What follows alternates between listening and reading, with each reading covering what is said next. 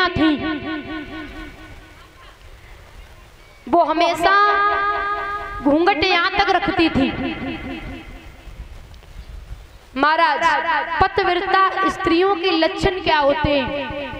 पहला ये कि माथे का सिंदूर पराया पुरुष कभी ना देखे, देवियों का माथे का सिंदूर। दूसरा सुनो, पराये पुरुष से कभी नजर से नजर मिला के बात ना करें।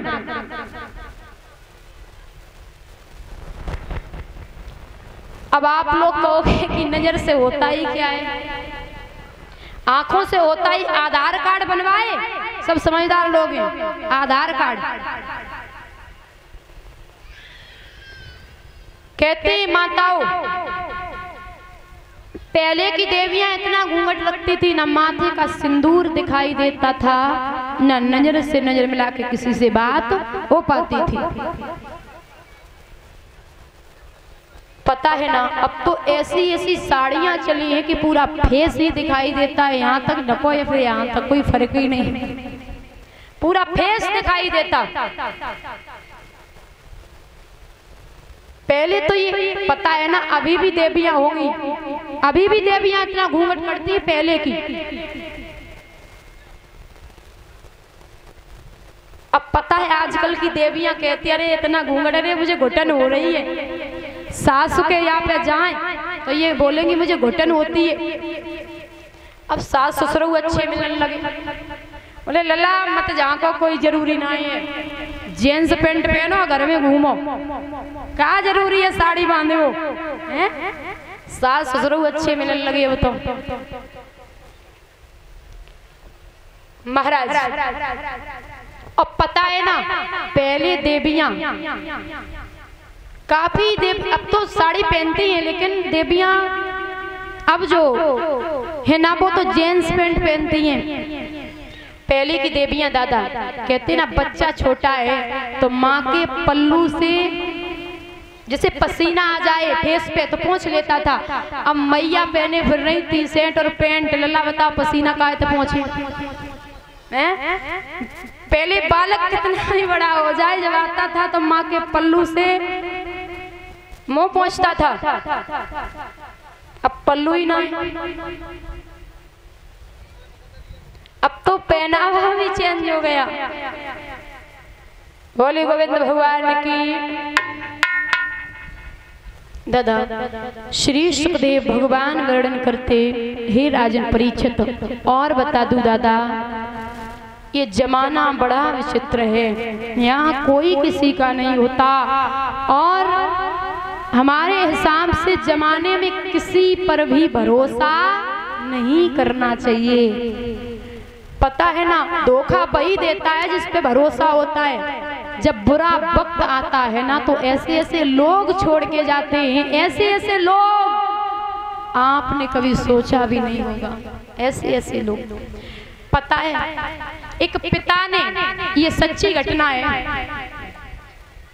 एक पिता ने अपनी बेटी पढ़ने के लिए परदेश में भेजी, पढ़ने के लिए। अब बेटी सुशील रहे, चरित्र की अच्छी रहे, पढ़ने के लिए गई। आज कल दोस्त भी अगर बनाओ तो बड़े सोच समझ के दोस्त बनाना चाहिए। बेटी हो या बेटा, कोई भी दोस्त बनाए तो बहुत सोच समझ के।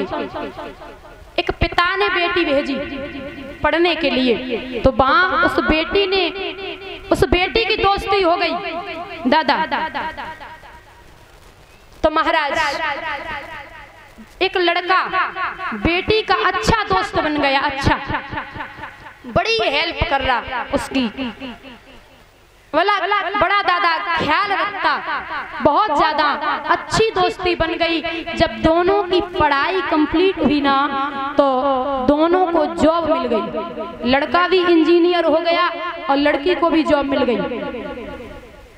अब पता है ना, जो लड़की थी ना, वो गलत मकसद से अपनी दोस्ती नहीं करती थी, वो हमेशा सिर्फ दोस्त बना के रखती थी।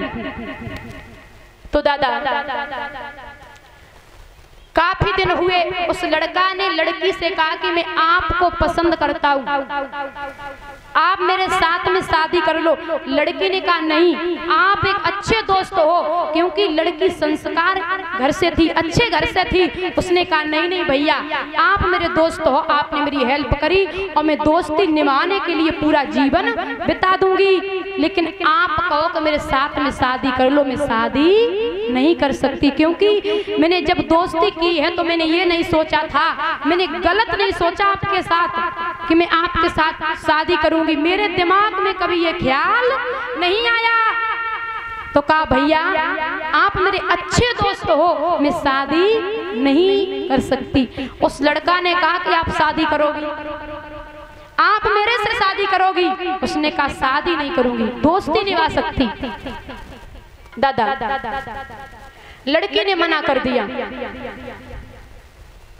पता है ना आजकल दादा देखो, लड़की हो स्त्री किसी के भी बहकावे में आ सकती है, किसी के में भी, ये चाणक्य की भी नीति है, किसी के भी बहकावे में आ सकती है महाराज। तो कहते हैं आसानी से, तो उस लड़की ने मना कर दिया।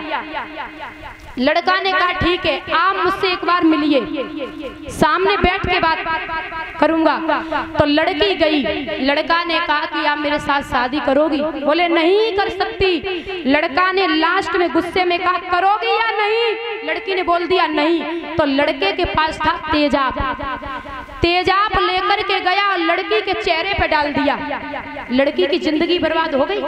बताइए, लड़की की जिंदगी बर्बाद कर दी। अब पुलिस आई, पुलिस ने लड़के को पकड़ा। तो सजा कितने साल की हुई? 4-5 साल की। लेकिन अगर सच्ची सजा मिली है तो उस लड़की को पूरी जिंदगी की सजा मिल गई।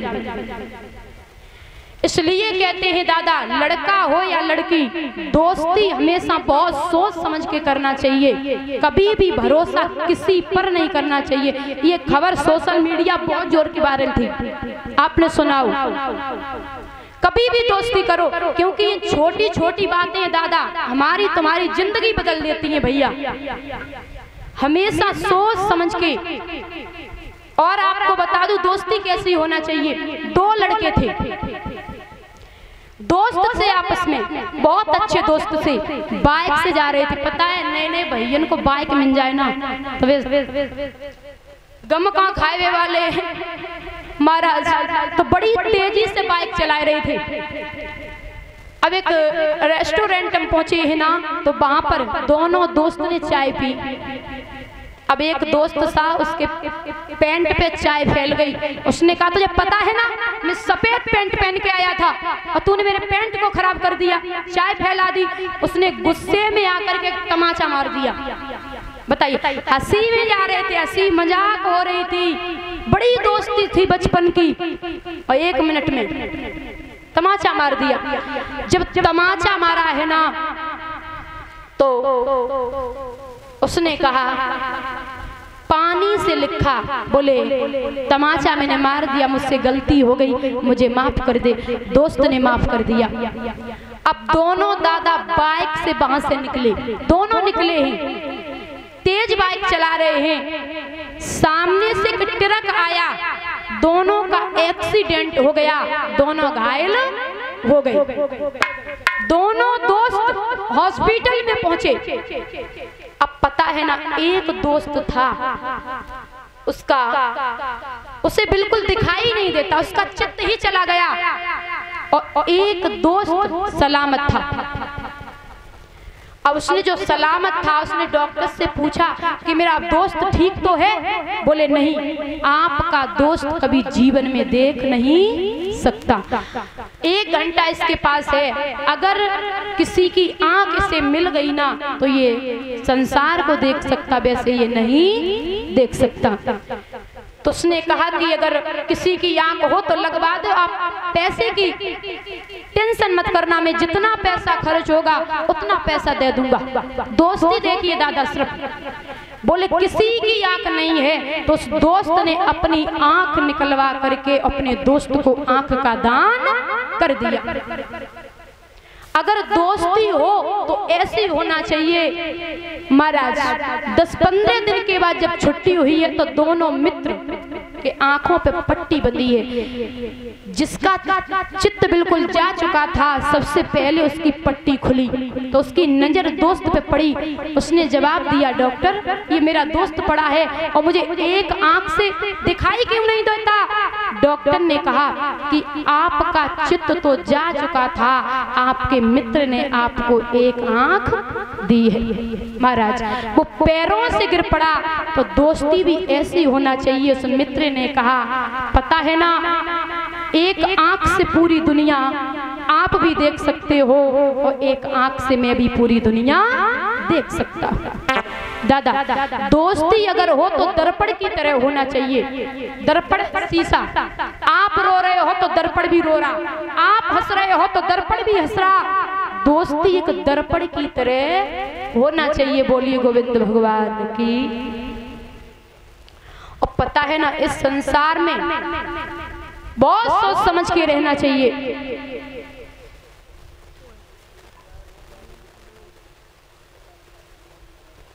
और ये सुनील कुमार ततारपुर से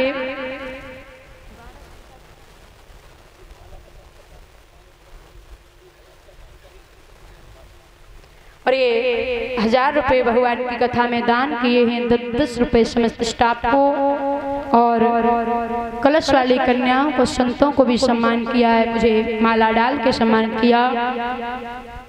भगवान से कहना, कन्हैया सुख संपत्ति प्राप्त हो, गोपाल धन के भंडार भरते रहें, घर में कभी भी किसी बात की कमी ना पड़े, भगवान से यही कामना करती हूँ। बोलिए कन्हैया लाल की।